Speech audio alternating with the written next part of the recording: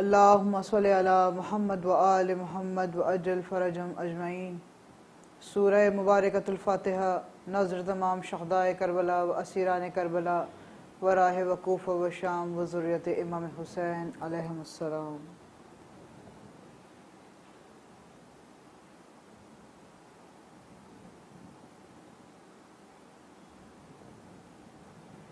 اعوذ باللہ من الشیطان اللعین الرجیم، بسم اللہ الرحمن الرحیم۔ الحمد للہ الذی جعل الشمس ضیاء والقمر نورا۔ اللہم صل علی محمد و آل محمد وعجل فرجہم اجمعین۔ والحمد للہ الذی بولایتک الامیر المؤمنین غالب علی کل غالب مطلوب کل طالب امام المشارق والمغارب مولا المتقیان علی ابن ابی طالب۔ اللہم صل علی محمد و آل محمد وعجل فرجہم اجمعین۔ الصلاۃ والسلام علی سید الانبیاء والمرسلین وہو اصدق الصادقین وقول الحق۔ انما یرید اللہ لیذھب عنکم الرجس اہل البیت ویطہرکم تطہیرا۔ اللہم صل علی محمد و آل محمد وعجل فرجہم اجمعین۔ السلام علی الحسین وعلی علی ابن الحسین واولادہ الحسین واصحابہ الحسین واحبابہ الحسین۔ والسلام علی منتقم قائم آل محمد الغوث الغوث الغوث ادرکنی ادرکنی ادرکنی السات السات السات العجل العجل العجل یا ارحم الراحمین بحق محمد و آلہ الطاہرین۔ اللہم صل علی محمد و آل محمد وعجل فرجہم اجمعین۔ عنوان مجلس ستارہ دمشق۔ شروع کرتی ہوں اس پاک پروردگار عالم کے نام سے جو مالک کل ہے، جس کی حمد کرنا ہر انسان ہر مخلوق پر واجب العین ہے، اور تمام تر درود محمد وآل محمد پر جن کا منصب اوجب اعلیٰ اور محترم ہے۔ رب کائنات نے اس کائنات میں ہر شے کو سنوارا سجایا صرف اس لیے کہ وہ چاہتا تھا اور چاہتا ہے اور چاہتا رہے گا کہ جن سے میں مودت رکھتا ہوں ان سے زمانہ محبت کرے، ان کو پہچانے، پھر محبت کو مودت میں تبدیل کر کے راہ خدا میں ایسے ہی اپنا سر تسلیم خم کرے جیسا سجدہ امام حسین علیہ السلام نے ادا کیا۔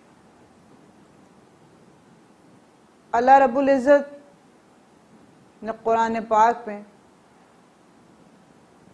فصیح اور وسیع اور بڑی بلاغت کے ساتھ بڑی سی بڑی آیات میں ذکر خیر عطا فرمایا، اور کچھ مقامات پر بہت مختصر بیان دیا، لیکن بیان اتنا محکم رہا کہ رہتی دنیا تک قائم اور دائم رہے گا۔ عزادارو، ماہ سفر، قیامت کا مہینہ، اس ماہ میں آل محمد پر بے انتہا ظلم اور تشدد، بے انتہا جبر کی تاریخیں رقم کی گئیں، یہاں تک کہ جب دربار داخلہ شام ہوا تو مختلف علماء اکرام نے لکھا کہ لوگ باغیوں کا قافلہ کہہ کے نعرہ لگا رہے تھے، تعارف کروا رہے تھے، اور قافلے کی استقبال کے لیے ہاتھوں میں پتھر لیے ہوئے کھڑے تھے۔ اور روایت یہ بھی بتاتی ہیں کہ پروردگار عالم نے قرآن میں ارشاد فرمایا کہ کسی پہ ظلم کرنا بہت ہی بڑا گناہ ہے، اور پھر ان ہستیوں پر ظلم کیا گیا جن کو پروردگار عالم نے اپنی مودت اور محبت میں خلق کیا، اپنے آپ سے ان کو ظاہر کیا۔ تو کیا یہ سوچنے کی جا نہیں؟ اور پھر آج کل کے جو مختلف ہمارے سامنے پروپیگنڈے آتے ہیں، مختلف باتیں آتی ہیں، جن کو اگر ہم تاریخ سے دیکھیں تو وہ آج بھی وہیں پر ہی قائم الوجود ہیں جس طرح ازل سے قائم ہیں، جیسے اللہ تعالیٰ نے انہیں قائم رکھنے کا حق ادا فرمایا ہے۔ آج ہم جس ٹاپک پہ بات کر رہے ہیں وہ ہے ستارہ دمشق۔ ستارہ کہتے ہیں چمکنے والی، آنکھوں کو ٹھنڈک پہنچانے والی روشنی کو۔ دمشق سے سبھی کے ذہن میں یہ بات آ گئی ہوگی کہ آج ہم کس کا ذکر خیر کرنے جا رہے ہیں۔ میں نے کہا اللہ تعالیٰ نے فصیح آیات میں بھی بلاغت رکھی ہے اور مختلف مختصر آیات میں بھی فصاحت و بلاغت کے دریا موجوں کے ساتھ بھر دیے ہیں۔ اللہ رب العزت نے اس کائنات میں رحمت للعالمین کو رحمت بنا کر بھیجا تاکہ لوگوں کو پتہ چلے کہ عالمین کا رحمت برسانے والا کتنا شفیق ہے، کتنا رحیم ہے، کتنا کریم ہے۔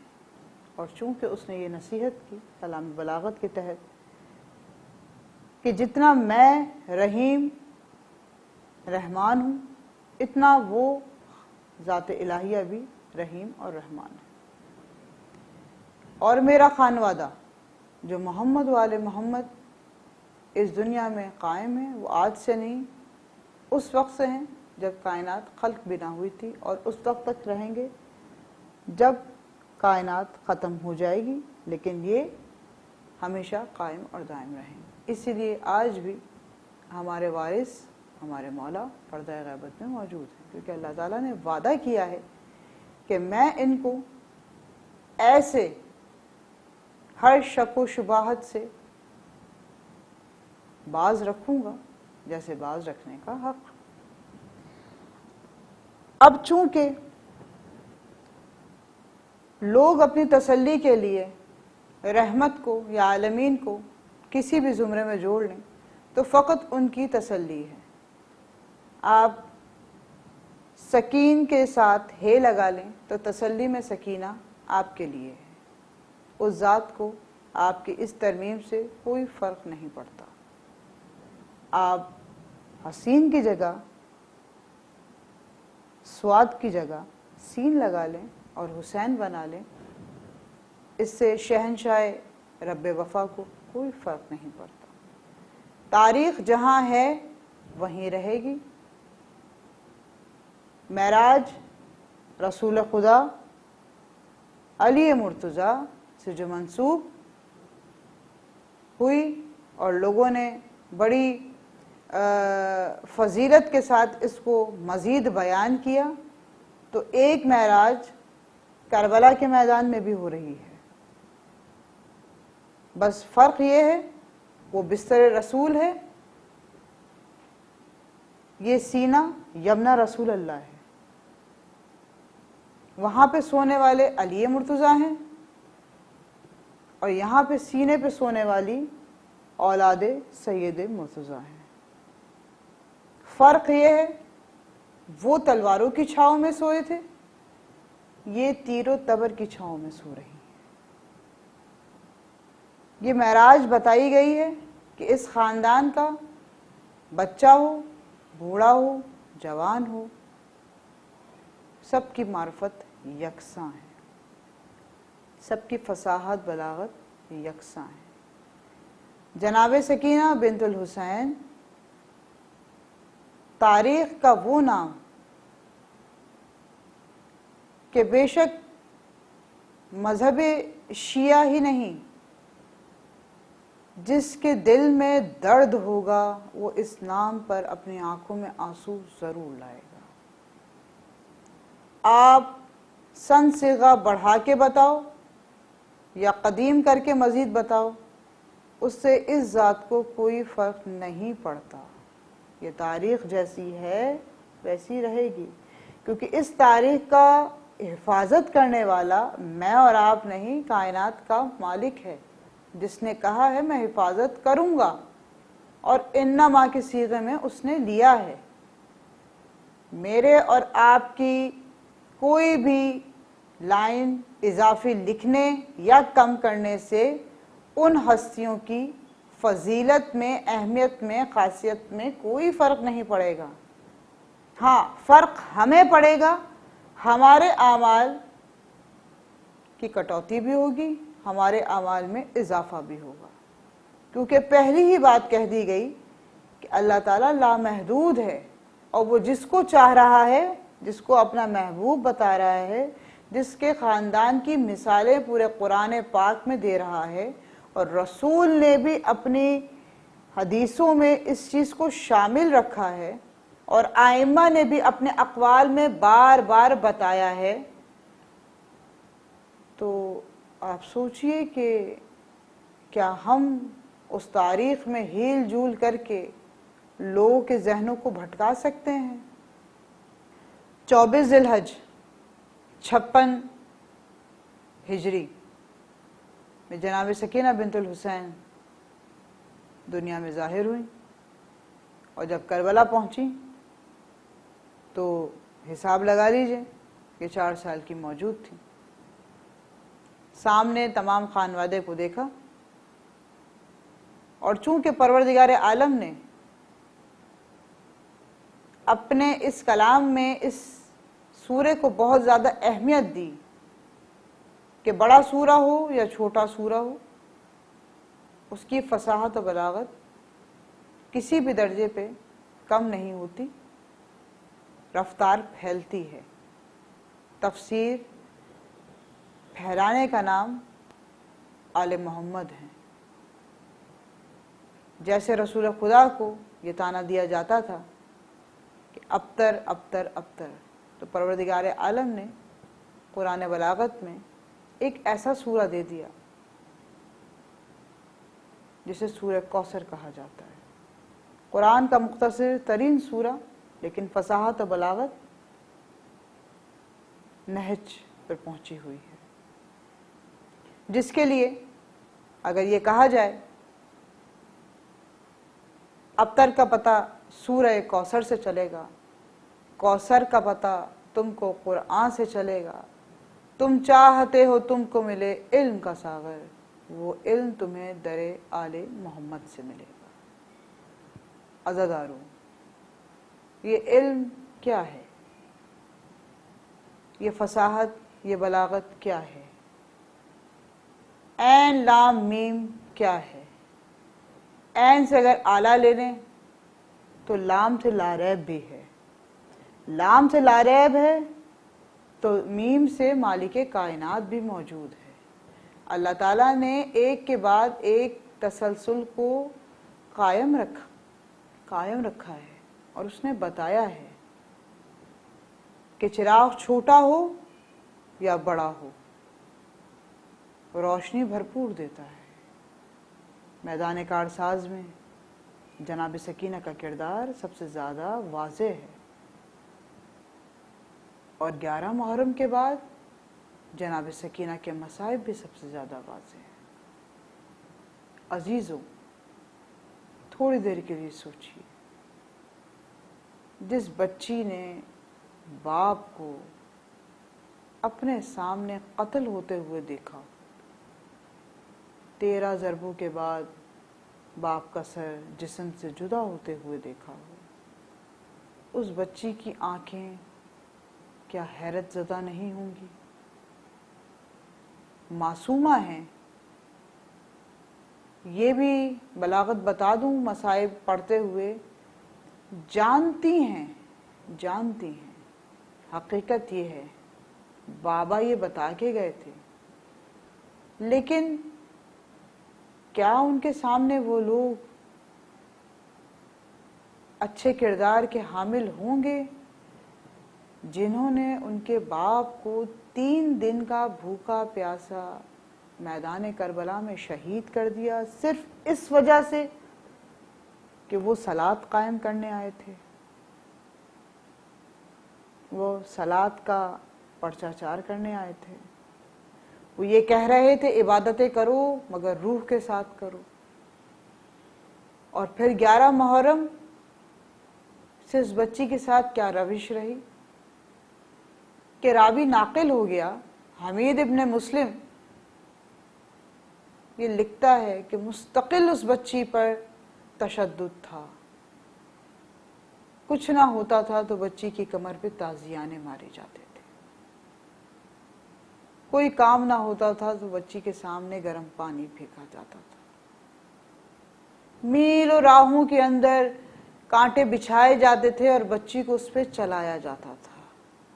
کیا قصور تھا اس بچی کا؟ امام حسین کی بیٹی تھی، علی مرتضیٰ کی پوتی تھی، رسول کی نواسی تھی، سیدہ کی لالو گوہر تھی، حسن مجتبی غازی سرکار کی بھتیجی تھی، خاندان کی لاڈلی جو آج تک کبھی بھی اپنے چچا باپ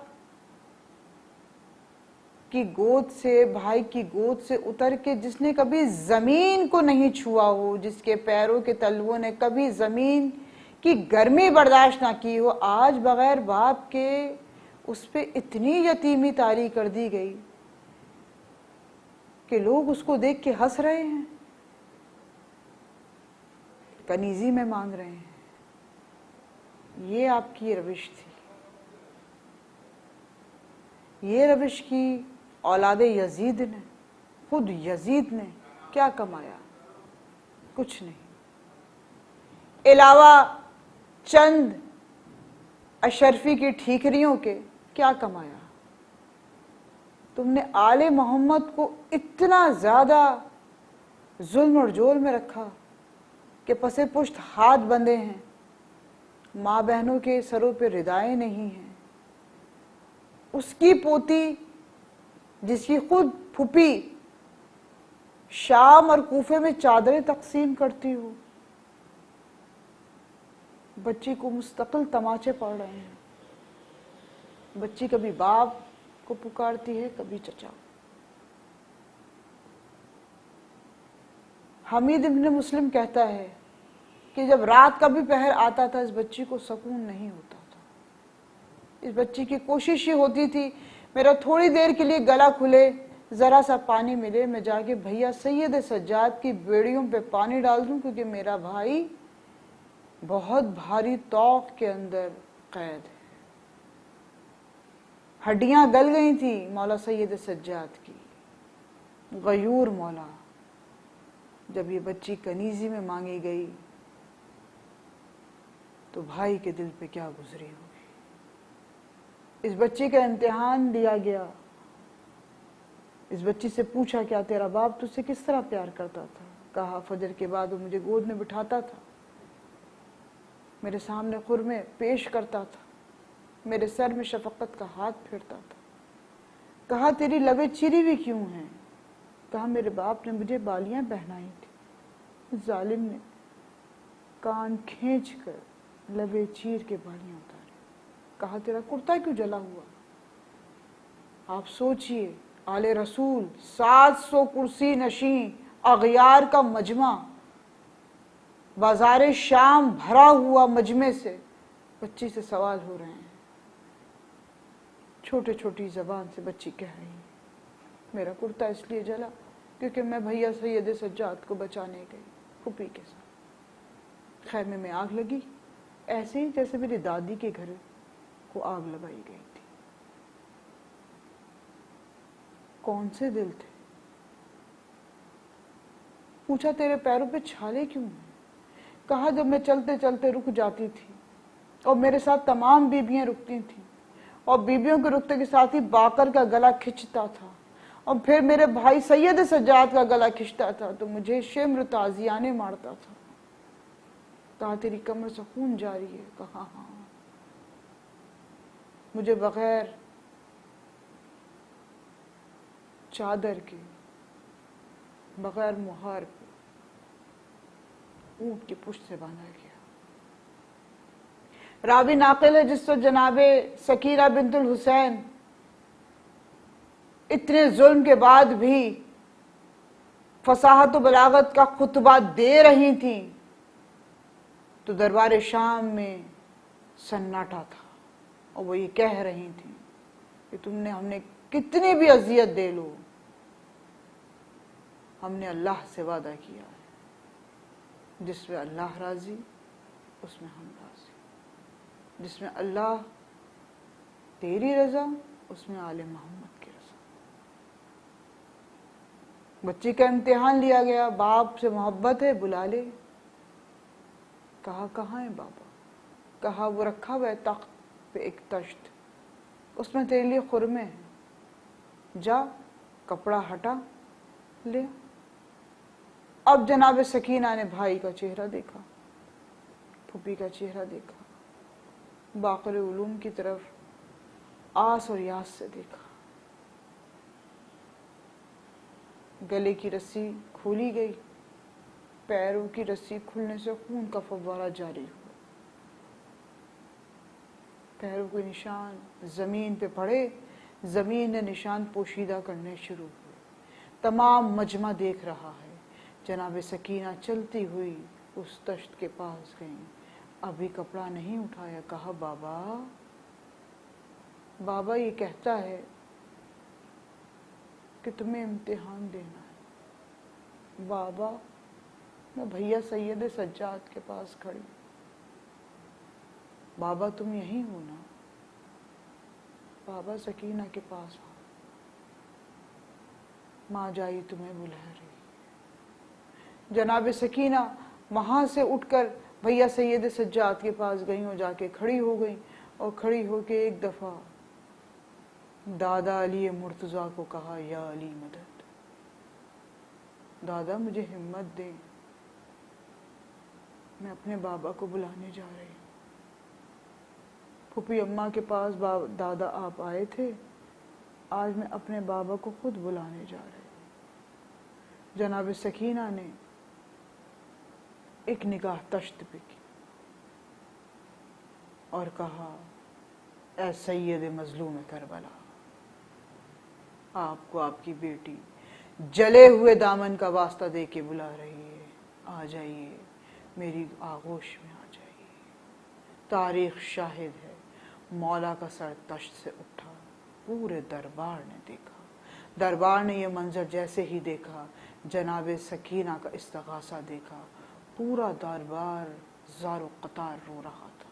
مولا کا سر چھوٹی سیدہ کی گود میں آیا، باپ کے منہ پہ منہ رکھ کر کہا بابا آج بلایا ہے، کچھ دن کے بعد اور پھر بلاؤں گی، بابا آؤ نہ گینا۔ بابا سکینہ بغیر آپ کے نہیں جی پائے گی، بابا اتنی مہلت دلوا دیجئے کہ بھیا سید سجاد کی بیڑیاں کھل جائیں، ماں بہنوں کو رسی سے آزادی مل جائے۔ بابا میں جانتی ہوں سکینہ کبھی بھی آزاد نہیں ہو پائے گی، دمشق کا ستارہ بن کے رہے گی۔ ازہر وہ وقت بھی آ گیا جب یزید نے دیکھا کہ تمام مجمع آل محمد کی طرف ہونے والا ہے، ان کا طرفدار ہونے والا ہے، فوراً تمام قافلے والوں کو، اسیروں کو زندان شام میں مقید کیا گیا۔ اب بچی مستقل رو رہی ہے، صبح و شام بابا کو یاد کر کے روتی ہے۔ راوی ناقل ہے، علامہ علی نقل نے یہ مصائب لکھے۔ جب بچی بے انتہا صبح و شام رونے لگی اور اعتراف سے آوازیں بلند ہونے لگی، اے یزید انہیں رہا کر دے، یہ آل محمد ہیں، تو کیوں ان کے خون میں ڈوب کر ان پہ ظلم کر کے گناہ کبیرہ کماتا ہے؟ لیکن یزید خدا کی قسم بے ایمان، بے حس، اس نے کہہ دیا خداموں کو کہ جاؤ جا کے سید سجاد سے کہو اگر آپ کی بہن نے گریہ بند نہیں کیا تو ہم وہ ظلم ایجاد کریں گے کہ تاریخ شاہد ہوگی۔ مولا سید سجاد کے پاس آئے، کہا آپ اپنی بہن سے کہیے رونا بند کر دیں۔ مولا سید سجاد نے کہا تاریخ شاہد ہے، دادی کا رونا بھی تم نے بند کروایا تھا، آج اس کی پوتی کا رونا بھی بند کروانے آئے۔ کیا کہہ رہی ہے میری بہن؟ بابا کو یاد کر کے رو رہی ہے۔ کچھ ساتھ کی مہمان ہے میری بہن۔ خدام نے مولا سے یہ جملہ سنا اور واپس چلا گیا، جا کے یزید کو کہا سید سجاد نے کہا ہے میری بہن کچھ ساتھ کی مہمان ہے، رونے دیا جائے، کیونکہ یزید نہیں چاہتا تھا کہ جناب سکینہ کے رونے کی آواز اس زندان سے باہر جائے۔ اس نے کچھ جانثاروں کو بھیجا اور جناب سکینہ بنت الحسین کو ان کو زلفوں سے پکڑ کے، رسیوں سے پکڑ کے، بچی ایڑیاں رگڑتی ہوئی، بابا بابا کہتی ہوئی اس کوٹری میں لے گیا جہاں پہ نہ روشنی تھی نہ سایہ تھا، کپ اندھیرا۔ عزادارو سوچنے کی جا ہے، 4 سال کی بچی باپ کو یاد کر رہی ہے اس ظلم کی سزا، چچا کو بلا رہی ہے اس ظلم کی سزا۔ کیا کہہ رہی ہے؟ صرف باپ کو ہی تو کہہ رہی ہے نا کہ بابا آ جاؤ، بابا سکینہ نہیں رہے گی، بابا مجھے دادی کی طرح رونے نہیں دیا جا رہا، بابا مجھے تماچے مارے، بابا میرے کرتے میں آگ لگی۔ رات کی سات نمودار ہوئی، جناب سکینہ کا رونا بلند ہوا، شام کی عورتوں نے کوہرام برپا کیا، چھوٹا سا جلوس لے کر یزید کے دربار میں جونک در جونک چھوٹا سا جلوس بڑا ہونے لگا۔ اب یزید کو تشویش ہونے لگی ایسا نہ ہو انقلاب آ جائے۔ کہا سکینہ بنت الحسین کو کس زندان میں قید کیا؟ کہا اس زندان میں جہاں پر نہ سایہ ہے نہ پانی ہے نہ ہوا ہے۔ 4 سال کی بچی بابا کو یاد کر رہی ہے۔ وہاں پہ شام کی عورتوں کا کوہرام، یہاں پہ یزید کی گھبراہٹ، وہاں پہ جناب سکینہ بنت الحسین کا بے دریغ طریقے سے چیخ کے کہنا بابا آ جاؤ، بابا آ جاؤ، چچا آ جاؤ، چچا آپ کے پاس آئے گی سکینہ، اے میرے چچا عباس آ جاؤ، اس سے پہلے سکینہ کی آس ٹوٹ جائے سکینہ کو لینے آ جاؤ۔ تاریخ شاہد ہے، قفل ٹوٹا، مولا کا سر نمودار ہوا۔ زندان شام کی طرف آنے سے پہلے مولا نے اس جا کی سمت لی جہاں ان کی بیٹی قید ہے۔ مولا سید سجاد نے زیارت پڑھی، السلام علیکہ یا ایھا الشہید ابن الشہید، السلام علیکہ یا مظلوم کربلا۔ میرے مولا نے اپنا مولا کو ہاتھ میں لیا اور لے کے چلے زندان شام کی طرف، اس کوٹری کی طرف جہاں پہ سکینہ آج بھی قید ہے۔ قفل کھلا، باپ کا نور بیٹی کے نور سے ملا، بیٹی کا چہرہ دیکھ کے باپ مسکرایا۔ باپ کے پیچھے رسول خدا، علی مرتضیٰ، دادی سیدہ، حسن مجتبیٰ، سب کو پایا، اور ایک لاشا وہ نظر آیا جو نہر فرات پہ کہہ رہا تھا سکینہ آ جاؤ، چچا تمہیں بلا رہا۔ بیٹی باپ سے ملی، پیار کیا، گریہ کیا، بابا آپ کو بہت یاد کرتی تھی سکینہ، بابا سکینہ آپ کے بغیر نہ جی پائے گی، بابا غم یہ ہے کہ سکینہ کے پاس فی الوقت کوئی نہ ہوگا، بابا چاہتی ہوں کہ میرے جانے کے بعد میرے سید سجاد بھائی کی بیڑیاں کھل جائیں، بابا ماں بہنوں کی چادریں واپس آ جائیں. یہ نعرہ اور فغا کرتے کرتے بچی خاموش ہو گئی. سید سجاد نے جناب سکینہ کی جب کوئی حرکت نہ دیکھی تو ایک دم کھڑے ہوئے اور باقر علوم کو کھڑا کیا. اب ماں رباب بھی وہاں موجود ہے. کبھی پھپھی کا چہرہ دیکھتے ہیں سید سجاد، کبھی ماں رباب کا چہرہ دیکھتے ہیں اور باقر علوم کا چہرہ دیکھ کے گریہ کرتے ہیں. جناب زینب نے سید سجاد کی آنکھوں میں دیکھا. سید سجاد کی آنکھوں سے خون برس رہا تھا، آسمان رو رہا تھا، زمین لرزہ زن تھی. میرے مولا کی آواز سناٹے میں گونج اٹھی، انا للہ و انا الیہ راجعون، رزن بقصائی تسلیم اللہ امر. یہ جو آواز گونجنی تھی کوہرام برپا ہو گیا. ماں رباب نے اپنے آپ کو زمین پہ بوس کر دیا. سید سجاد بیڑیوں کے ساتھ بہن کو گود میں لے کے بیٹھ گئے. مولا نے کہا جلد میری بیٹی کو میرے حوالے کر دو. بیڑیوں کے ساتھ ننھی سی قبر کھودنے کا انتظام ہوا. غسالہ نے کہا میں کفن پہنا دیتی ہوں. مولا سید سجاد نے کہا ہم آل رسول ہیں، ہمیں کوئی ہاتھ نہیں لگا سکتا. یہ انما یرید اللہ کی وارث ہے، اس کا کرتا ہی اس کا کفن ہے. عزادار و مظلومہ کربلا کے ماننے والے قبر کی سمت دیکھا ہی تھا کہ دو ہاتھ نمودار ہوئے اور ان ہاتھوں نے یہ کہا لاؤ میری پوتی کو میرے حوالے کر دو. دادی سیدہ کی گود میں آج سے سوئے گی سکی. اس دمشق کا ستارہ آج سے بن کے رہے گی سکینہ. اے شام والی عورتوں، جب بھی آنا اس قبر پہ ایک دیا ضرور جلانا تاکہ تم شاہد رہو کہ آل رسول دنیا سے رخصت ہونے کے باوجود بھی